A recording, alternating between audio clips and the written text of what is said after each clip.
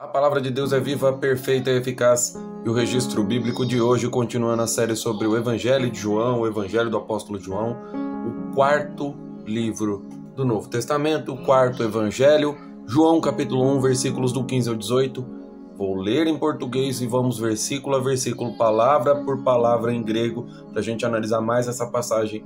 João testemunhando a luz, ele proclama que ele não é a luz, mas ele veio proclamar. Do 15 ao 18, João testemunhou a respeito dele e exclamou: este é aquele de quem eu falei, o que vem depois de mim tem, contudo, a primazia, porquanto já existia antes de mim. E todos nós temos recebido da sua plenitude graça sobre graça, porque a lei foi dada por intermédio de Moisés, a graça e a verdade chegaram por meio de Jesus Cristo.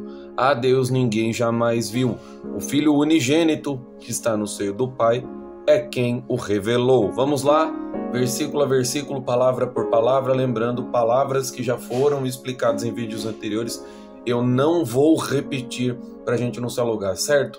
Vamos lá, referências cruzadas do Antigo Testamento, Provérbios capítulo 8, verso 22, Isaías capítulo 9, verso 6, Miqueias capítulo 5, verso 2, essas são as referências do Antigo Testamento para esse versículo. Vamos agora palavra por palavra, a exegese do canal, exegese do capítulo 1, versículo 15, 16, 17, começando pelo versículo 15. Ioannes é o nome de João, a gente já falou.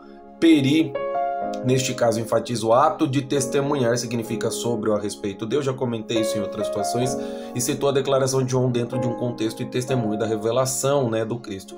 Cai nesse contexto de exaltação de Jesus, conectando a ideia do testemunho de João com a conexão que ele faz, conecta o testemunho de João com a exaltação de Jesus e mostra que ambos estão necessariamente relacionados, não só pela questão de primos, mas a questão dele ser a voz que clama no deserto, preparar o caminho para Jesus.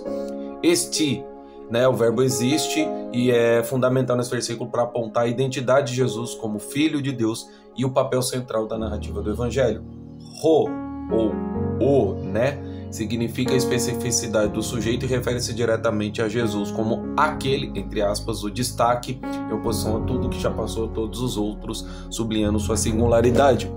Os é o pronome relativo a quem, significa quem, refere-se a Jesus, enfatizando sua importância e identidade. Ele conecta a ação de João à figura de Jesus. Erchomai ou erkomai, Erchomai está aí na tela, verbo vir, e dentro desse contexto indica movimento, transformação, e Jesus não é apenas uma figura do passado, mas um que vem em cumprimento das promessas divinas. Metá, preposição depois, e no contexto da passagem sugere uma continuidade temporal entre João e Jesus, mas uma subordinação em termos de autoridade e existência, ou seja, João hierarquicamente abaixo de Jesus, tá?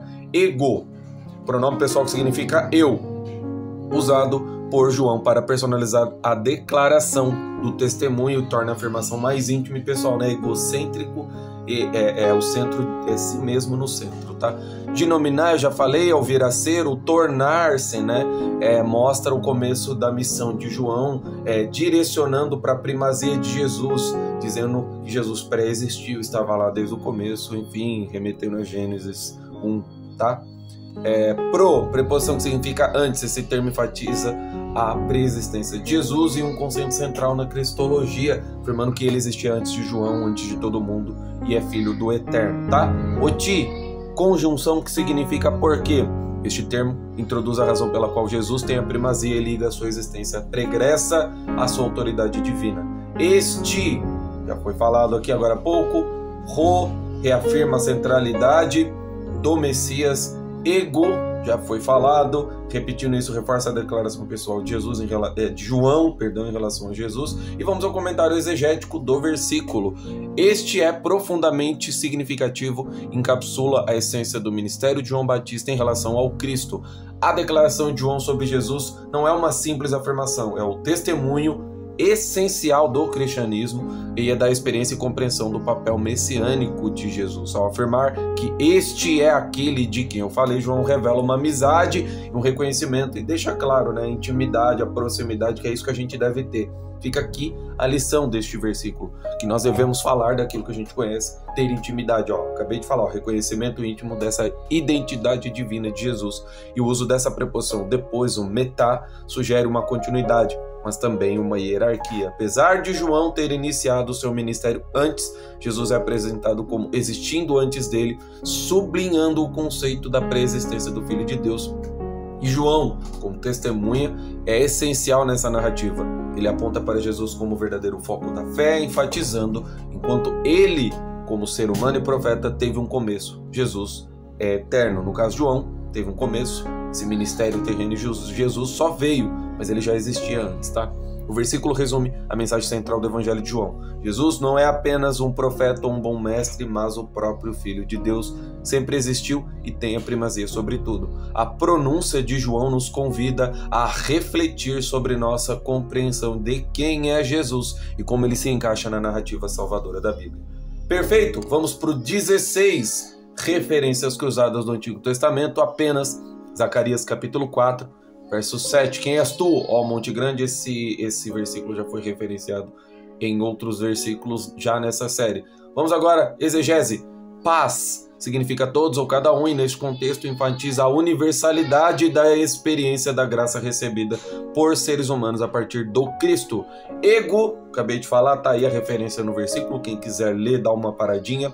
Lambano, traduzido como recebido, e implica um ato ativo de receber algo que foi dado. Isso sugere que a graça que recebemos é um presente que nos é concedido por Deus através de Jesus.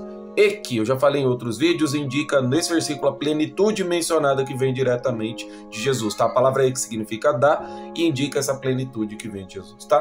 Pleroma refere-se à plenitude, um conceito que sugere a totalidade ou a completude, especialmente em um contexto espiritual, onde a plenitude de Cristo é aquilo que satisfaz todas as necessidades espirituais.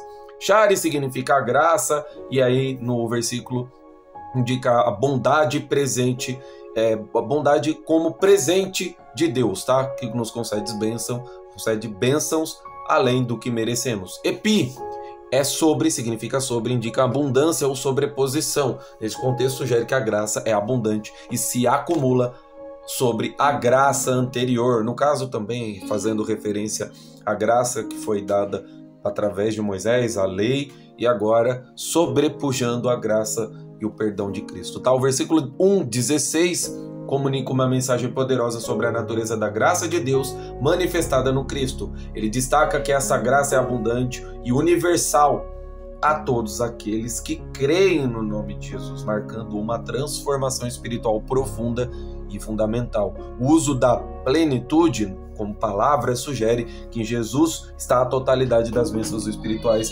que todos nós precisamos, e essa ideia de graça sobre graça implica que não apenas recebemos essa graça uma vez, mas que ela é continuamente derramada sobre nós, refletindo a generosidade e o amor de Deus, que ele é o próprio amor, né? Deus é amor e não há nele treva alguma, já está lá na Epístola de João. Assim, este versículo deixa clara a essência do Evangelho, onde a vinda do Cristo inaugura uma nova era de graça, onde o favor de Deus é acessível, renovador e abundante para todos os que nele creem, os que ele aceitam. Certo? Vamos para o próximo versículo, versículo 17, referências cruzadas, Gênesis capítulo 3, versículo 15, Gênesis capítulo 22, versículo 18, Êxodo capítulo 20, versículo 1, Deuteronômio capítulo 4, versículo 44, Deuteronômio capítulo 5, versículo 1, Deuteronômio capítulo 33, verso 4, Salmos 85, 10, Salmos 89, 1, Salmos 98, 3, muitos e muitos salmos predizendo a ideia messiânica, tá? Isso é muito importante. E fechando aqui Miqueias capítulo 7, versículo 20, vamos agora para a análise prática análise prática do versículo, palavra para palavra, Oti já foi explicado o que significa e nesse contexto introduz uma razão ou explicação para a afirmação anterior, esclarecendo a relação entre lei e a misericórdia por meio do Cristo. Nomos, já foi explicado em outro vídeo, é a própria lei e nesse contexto destaca a formalidade e as exigências da lei como um sistema de regras que rege o povo de Deus, no caso ali especificamente falando da lei através de Moisés. Didomi significa dar, dentro desse contexto, algo que já existe e transmite a outra parte, enfatizando que a lei foi uma dádiva essencial de Deus a Moisés e por extensão ao povo de Israel. Diá, eu já falei disso em outros vídeos, por meio de ou mediante, através de, indica canal ou meio por algo ser entregue, tá? Moisés é o Moisés, não vou ficar me estendendo muito para o vídeo não ficar muito longo. Charis é graça, e nesse versículo a graça é comparada à rigidez da lei, enfatizando a nova abordagem que Jesus trouxe para a relação da humanidade com Deus. Caí, né? Eu tô vendo ali que tem um acento, eu falei cai nos outros vídeos, mas é cair. Conjunção e conecta dois elementos, neste caso a graça e a verdade. Verdade como justiça, tá? Eu já comentei isso em outros vídeos. Indica também que ambas chegaram juntas por intermédio do Cristo. Aletheia é a verdade e é uma plena autenticidade no contexto, tá? Essa verdade é plena, é autêntica. Sugere que a verdade revelada por Cristo é mais abrangente e profunda do que era acessível apenas pela lei. Dinomai, já falei que é tornar-se ou chegar a ser, e nesse contexto indica uma transição, um momento em que algo novo surge, ou seja, chegada da graça e da verdade através de Jesus. Dial, por meio de, e nesse contexto, é através de Jesus que a nova realidade divina se manifesta. E Jesus é o nome de Jesus traduzido, tá? Não vou entrar em muitos detalhes. Christos é o ungido, é o Messias, né? No caso, Christos é o escolhido também do grego e é o Salvador que cumpre as promessas de Deus, tá? Quem quiser ler todas as palavras detalhe por detalhe, pausa o vídeo, tá? É uma mescla de vídeo de quem gosta de assistir algo passando na tela com quem gosta de ouvir, tá? Eu acho que vai ficar melhor para todo mundo, as fontes já passando. Lembrando, vai estar passando em algum momento o vídeo, no começo, no meio ou no fim. A Bíblia que eu uso é a King James, junto com essa Bíblia Strong, que é a Bíblia que eu uso para poder fazer essa análise prática, palavra a palavra, versículo a versículo. E o comentário exegético do versículo 17, do capítulo 1 de João, apresenta uma poderosa comparação entre a antiga aliança, a lei de Moisés, e a nova aliança, a graça do Cristo. Tá? O uso do termo porque estabelece um contraste entre os modos de relacionamento que Deus propôs ao seu povo, enquanto a lei, né, dada a Moisés para o povo, estabelece um conjunto de regras que os israelitas deveriam seguir. A graça e a verdade que emergem através de Cristo introduzem um novo paradigma de salvação. A ênfase na graça sugere que o acesso a Deus não se baseia mais em conformidade legal, contrato, não é mais lealdade, sim uma fidelidade. Por isso que os frutos do Espírito, um deles é a fidelidade, certo? Mas em um relacionamento baseado na aceitação do dom divino, a graça. A verdade que chega por meio de Jesus é a revelação plena do caráter e propósito de Deus, que vai além do que a mera observância, a mera obediência, um mero cumprimento da lei, certo? Assim, o versículo encapsula a transição da lei para a graça, oferecendo aos leitores, um profundo entendimento da obra redentora de Jesus como mediador e revelador da vontade divina. Bora para o próximo e último versículo. A Deus ninguém jamais viu. Essa passagem é muito linda, vocês já vão entender o porquê. Referências do Antigo Testamento, 3 capítulos de Gênesis, 4, eu tô vendo ali embaixo, tem mais um. Gênesis, capítulo 16, versículo 13, capítulo 18, versículo 33, capítulo 32, versículo 28 e o capítulo 48, versículo 15 do livro do Gênesis, tá? Êxodo, temos quantas referências? 4 referências, um pouquinho mais abaixo deve ter alguma. Êxodo, capítulo 3, versículo 4, capítulo 23, versículo 21, capítulo 33, versículo 18 e capítulo 34, versículo 5 do livro do Êxodo. Vamos agora, Números e Deuteronômio. Números capítulo 12, versículo 8, Deuteronômio capítulo 4, versículo 12, Josué, olha quantas referências do Antigo Testamento, isso mostra a profundidade do Evangelho de João, tá? Josué capítulo 5, versículo 13, Juízes capítulo 6, versículo 12, capítulo 13, versículo 20, também de Juízes, tá? Provérbios capítulo 8, versículo 30, Isaías capítulo 6, versículo 1, capítulo 40, versículo 11, Lamentações de Jeremias capítulo 2, versículo 12, Ezequiel capítulo 1, versículo 26, Oséias capítulo 12, versículo 3. Essas são as referências do Antigo Testamento, um versículo extremamente profundo. Fica claro com essa forma de gravação de vídeo, ficou ainda mais claro as fontes que estão sendo usadas. Está com dúvida? Passa lá num dos livros que vocês queiram ver para aprofundar esse conhecimento, tá? A Deus ninguém jamais viu. Vamos ver sobre a intimidade, tá? Um versículo que aparentemente é curto, mas que tem uma profundidade cristã muito boa. Theos significa Deus, e neste caso enfatiza a característica de Deus como sendo entidade divina absoluta, transcendendo ao mundo visível.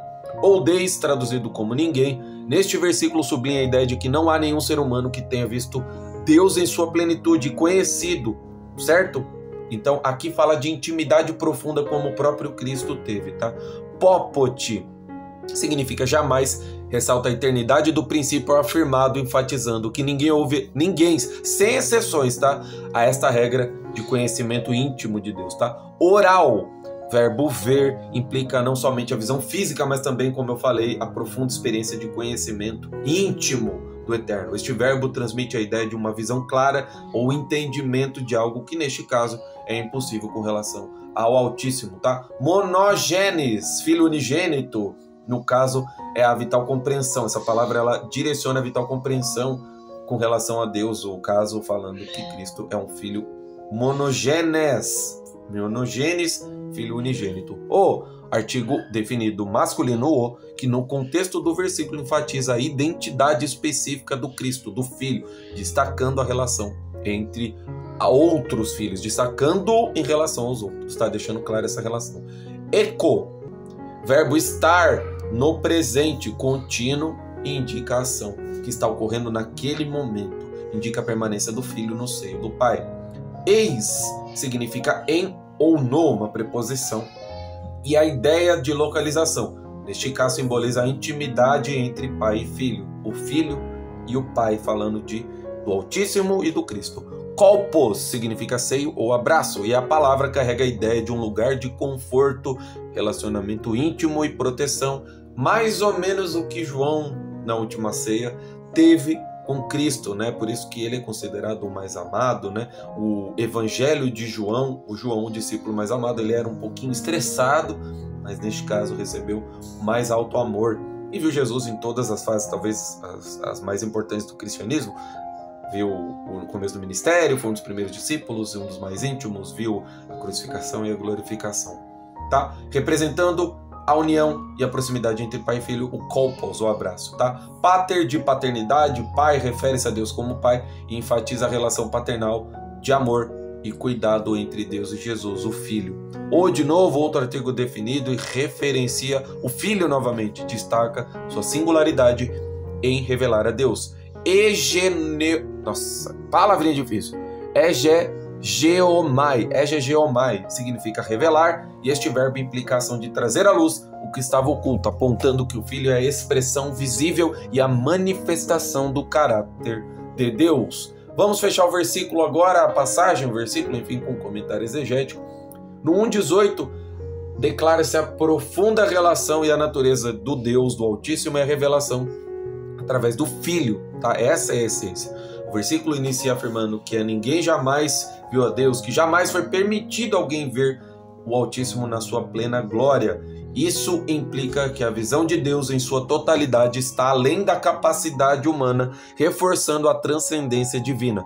O Filho unigênito que reside, né? Ou seja, as palavras que estão aí, o seio, o pai, simboliza não apenas a proximidade intimista, mas também a exclusividade da revelação de Deus. A caracterização de Jesus como aquele que revela a Deus sugere que a compreensão do pai é acessível através do Filho. Portanto, esta passagem sublinha a teologia cristã de que Jesus é a encarnação do divino, sendo o único mediador que tornou Deus visível aos homens, permitindo um relacionamento pessoal direto com a divindade. Assim, João 1,18 encapsula a doutrina da revelação progressiva, a única fé por meio do Deus Altíssimo, né, através do Cristo, é a única ponte, a única porta, é o único pastor, e ele é o central ponto da fé cristã. Fechou? João, capítulo 1, versículo 15 ao 18, explicado mais um pedacinho do capítulo 1, que nós possamos crescer na graça e no conhecimento do nosso Pai Celestial, e até o próximo vídeo. Valeu, gente!